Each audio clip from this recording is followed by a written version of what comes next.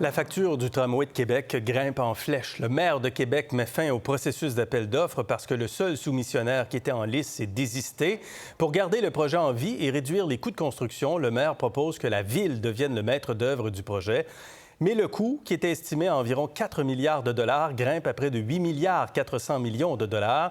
C'est maintenant au gouvernement Legault de décider s'il embarque ou non dans cette aventure. Avec nous ce soir, Bruno Marchand, le maire de Québec. Bonsoir, M. Marchand. Bonsoir, M. Fillon. Comment on arrive à 8 milliards 400 millions? Bien, on fait un travail qui est granulaire pour arriver à segmenter l'ensemble des portions du projet puis se dire, une fois additionnées les unes aux autres, combien ça coûte réalistement en fonction de nos calculs, des experts-maîtres, de ce qui s'est passé dans des projets extérieurs. Alors, on accumule une somme d'informations qui nous permet de dire c'est le prix raisonnable dans le contexte, évidemment. Au départ, on était là, on parlait de 4 milliards, mais avant ça, on était à 3 milliards 300 millions. De 3 milliards 300 millions à 8 milliards 400 millions, c'est 155 de hausse de coûts. Il y a sans doute un petit peu d'inflation, mais il y a beaucoup d'autres choses, je présume. Oui, bien, le dernier montant avant l'inflation était à 3,9 milliards. Ce qui est arrivé, évidemment, il y a de l'inflation, il y a des taux d'intérêt, il y a la question de la pénurie de main-d'œuvre, le coût des salaires, certaines chaînes d'approvisionnement, le coût des matériaux.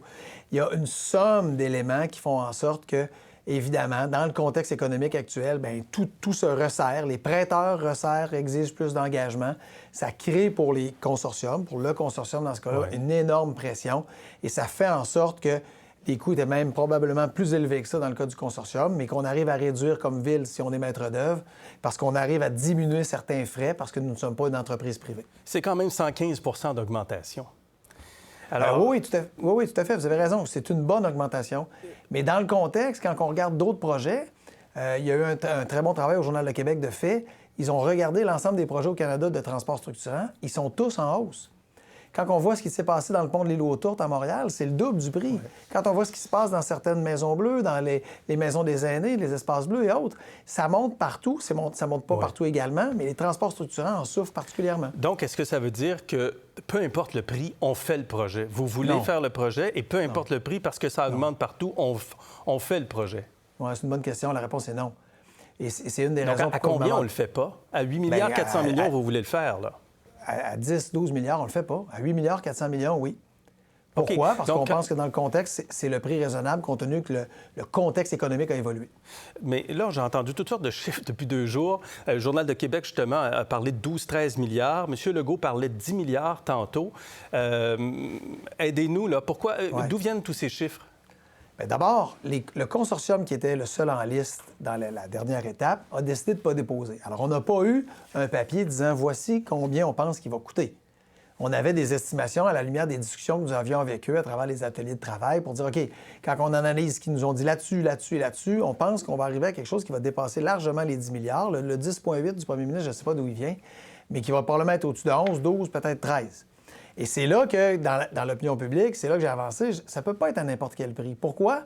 Parce qu'on gère l'argent public. On doit le gérer comme la prunelle de nos yeux. En même temps, on ne peut pas se dire, le contexte n'a pas évolué, on reste sur le 4 milliards, puis sinon on ne le fait pas. Alors, on essaie de trouver l'équilibre entre les deux, à la mesure de ce qui se passe dans les autres projets, à la mesure de ce qui se passe chez nous, de l'information qu'on va chercher. Et là, on trouve ce point d'équilibre. En quoi la Ville de Québec, en quoi une ville est compétente pour être maître d'œuvre d'un projet comme ça? Bien, il y a des projets comme ça qui sont gérés par la Ville ou des entités similaires à Montréal. Il y a des projets comme ça qu'on a menés. Comme, par exemple, à Montréal? Il y a des projets de transport, comme la ligne bleue. Il y a des projets comme nous, le Centre Vidéotron, comme l'usine de biométhanisation, qui n'ont pas tous la même ampleur, mais pour lesquels on a des entités publiques qui sont maîtres d'œuvre. Mais qui n'a pas la même ampleur, effectivement. Parce qu'un gros projet d'infrastructure, les gens se rappellent, puis je ne veux pas faire peur à personne, du Stade olympique, c'était le maire de Montréal, M. Drapeau, à l'époque. On sait combien ça a été complexe. Est-ce qu'il n'y a pas un danger que ça devienne un trou sans fond, ce projet? Oui, bien, je pense que non. Pour les raisons qu'on a appris du passé, on a appris des autres projets. Pour les raisons qu'on va chercher de l'expertise à l'extérieur, de l'expertise quand elle nous manque, qu'on va chercher chez des entreprises expertes en Europe qui ont déjà fait des projets comme ça, qui sont capables de nous aider. Mais c'est aussi pour ça qu'on diminue les risques en segmentant le projet. Plutôt que faire le 19,3 km d'un seul coup, on l'a segmenté en 3 sections pour faire en sorte de faire une première section, de commencer et d'être en contrôle des coûts, d'être en contrôle de la gouvernance et de la gestion de l'organisation pour ensuite continuer. Mais on a cette capacité de faire en sorte de livrer un projet dans les coûts. Oublions pas que ce qui s'ajoute, c'est qu'on a ajouté de la connaissance parce que le consortium a déposé un projet, un dépôt technique intéressant qui nous donne une connaissance additionnelle. Et en plus, on a déjà les autres appels d'offres pour lesquels on a procédé et on a déjà des contractants, des entreprises qui sont prêtes à le faire. Donc, on a une mixité de partenaires qui font en sorte qu'on est capable de réduire les risques. D'ailleurs, ce consortium, Pomerleau, EBC et Vinci, s'est retiré vendredi, n'est-ce pas? Oui. Après avoir demandé un délai supplémentaire, semble-t-il. Pourquoi ne pas avoir donné un délai supplémentaire et travailler avec le consortium? Bien, parce qu'on était persuadé qu'on arrivait à des prix qu'on n'était pas capable de payer. Donc, eux, ils allaient à 12-13 milliards, autrement dit. Bien, oui, mais j'ai pas eu le prix. Comme je vous dis, là, je répète, il n'y a pas eu de prix final. Alors, si tu 11, tu 12, 13, on savait que ça allait des prix qui probablement oscillaient autour de 12-13 milliards pour des raisons.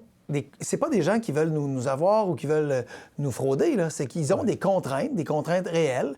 Ils ont des risques qu'ils essayent d'éluder parce que leur objectif, c'est de faire du profit. Alors, pour diminuer les risques, qu'est-ce qu'ils font? Ils se mettent des contingences, ils se mettent des provisions pour risques. Et nécessairement, quand on les additionne, mais ça augmente la portée financière d'un projet. Ouais. Alors, quand on regardait ça, on se disait, on ne pourra pas se rendre là.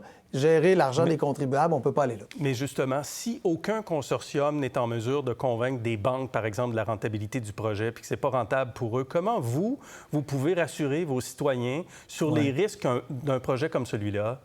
Bien, un projet, il ne sera jamais rentable. Alors, on ne fait pas la proposition que le projet va être rentable.